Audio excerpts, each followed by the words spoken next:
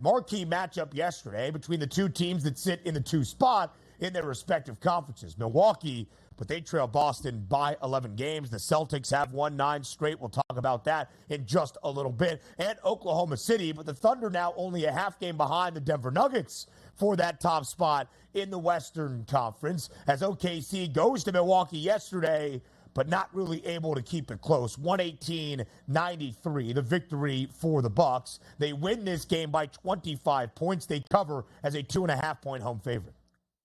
Now, how about this? 34 minutes played for Giannis Antetokounmpo. Only finishes at a +7, but he has 30 points and 19 rebounds. That's the way you want to lead your team at this point. We take a look at Shea Gilgeous-Alexander on the opposite end. A very un-Shea Gilgeous-Alexander game. Only 12 points scored. We expected to be around 30 every game, and quite frankly, 118-93, even if he would have scored 30 points in this game, wouldn't have had any difference here. Big-time win for Milwaukee, as again we wait for Damian Lillard to be his Damian Lillard self. Only scores 11 points in that game, 4 of 12 from the field over 33 minutes. Thank goodness they got Giannis, who's playing at an MVP level right now. Big win.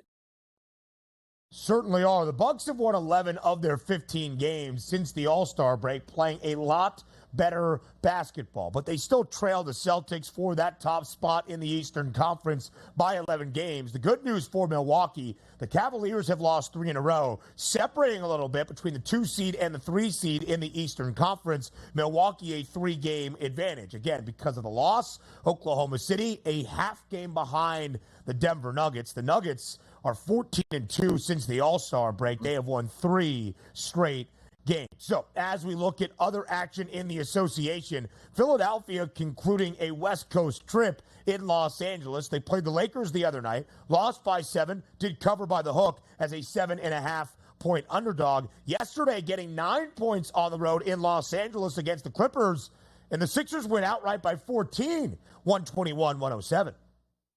Former Clipper Tobias Harris chipping in with 24 points along with Tyrese Maxey, but also maybe the guy coming off the bench, Cam Payne, 24 minutes, 8 of 15 from the floor, which included 5 made 3-point shots and 23 points off of the bench. The Philadelphia 76ers are still trying to scrape and claw to try to stay inside that top 6. They've fallen out of that top 6, but getting good news about Joel Embiid possibly coming back. This is an interesting team to watch that's just trying to float here and pick up every win they can. I didn't think they would get any wins going out to Los Angeles. So getting that 1-1, that's a big number here for the Sixers, picking up that dub moving forward. But also, where does that leave the Clippers at this point? Come on, Clips. You're supposed to win this game going away.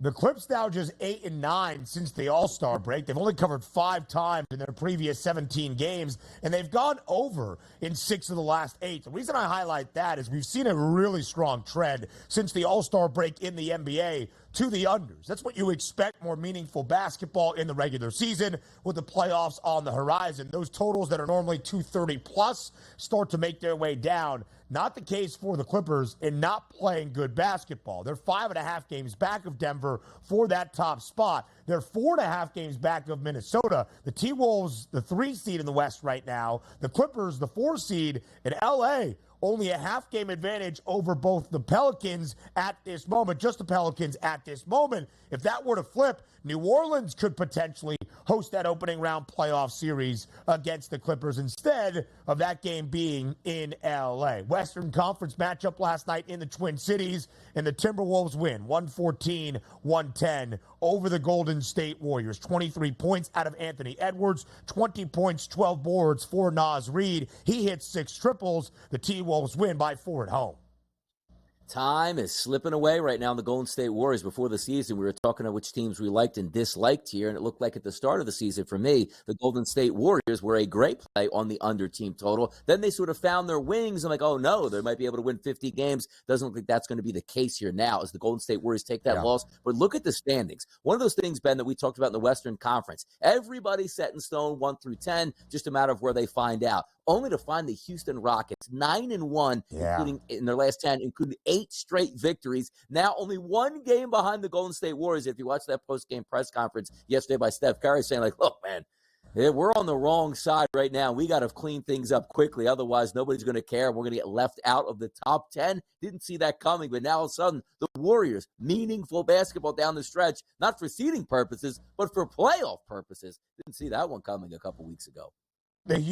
Yeah, the Houston Rockets, a 6-1 price now to make the play-in tournament, only trailing Golden State by a game. Of course, Houston has won 8 straight. Minnesota's won 5 of their last 6, by the way, and they've covered in 6 consecutive games. Yesterday, just a 1.5, 2-point favorite at home against the Dubs. Final game of the association from Sunday's action to look at. What a high-scoring affair it was in L.A. The Lakers score 150. The Pacers score 145. It was the most points L.A. has seen in nearly 4 decades as a franchise. They win by 5 at home. Yeah, look at that. Look, tempo and tempo. You know the Lakers will engage tempo if you play it. We know that Indiana loves to play at a high tempo. Anthony Davis, the guy that we used to call street clothes here, not in street clothes in this performance yesterday on Sunday. 36-16 for the big man. This is the top of the food chain here right now for the Lakers. Can they hold on? They'll be a fun team to watch in the playoffs with that extended rest in round number 1 if they get there. Nearly 300 points, so no surprise. Last night's total of 239 does go over. The Lakers over in 6 of their last 8 games, 8 of their last 11 as well.